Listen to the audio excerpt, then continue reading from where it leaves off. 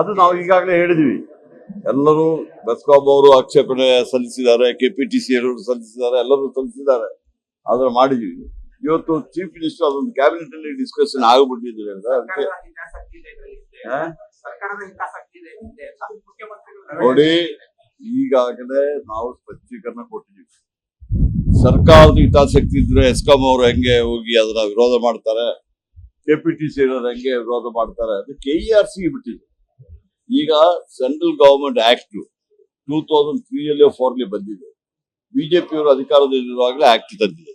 ಅದರಲ್ಲಿ ಖಾಸಗೀಕರಣ ಮಾಡಬಹುದು ಅಂತ ಆಕ್ಟ್ ಪ್ರೊವಿಷನ್ ಇಟ್ಟಿದ್ದಾರೆ. ಅದ್ರ ಪ್ರಕಾರ ಟಾಟಾದವರು ಅಪ್ಲಿಕೇಶನ್ ನಮಗೆ ಕೊಡ್ಲಿಲ್ಲ, ಅದು ಅವರು KERC ಕೊಟ್ಟಿದ್ದಾರೆ.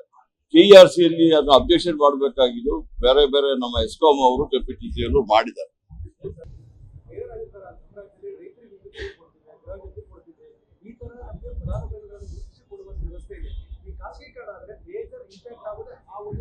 ನಾನು ನಿಮ್ಮ ಮಾತಿಗೆ ಒಪ್ತೀನಿ.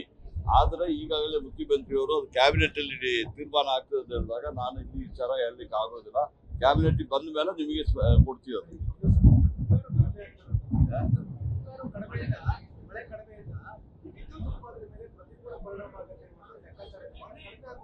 ನೋಡಿ, ಇಲ್ಲಿ ತನಕ ವಿದ್ಯುತ್ ಏನ್ ಬೇಕು ಅಂದ್ಬಿಟ್ಟು ಸಾಕಷ್ಟು ನಾವು ಇಟ್ಕೊಂಡಿದ್ದೀವಿ.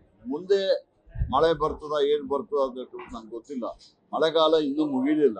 ಮಳೆಗಾಲ ಆಗಸ್ಟ್ ತನಕ ಮಳೆಗಾಲ ಇರ್ತದೆ. ಅಲ್ಲಿ ತನಕ ವೇಟ್ ಮಾಡಿ, ಅದಾದ್ಮೇಲೆ ಅದು ಸ್ಟಾಕ್ ತೆಗೆದ್ಬಿಟ್ಟು ಅದ್ರ ವಿಚಾರ ಹೇಳ್ತೀವಿ. ನ್ಯೂಸ್ ಫಸ್ಟ್, ನಿರ್ಭೀತಿಯಿಂದ ನಿಮ್ಮ ಪರವಾಗಿ.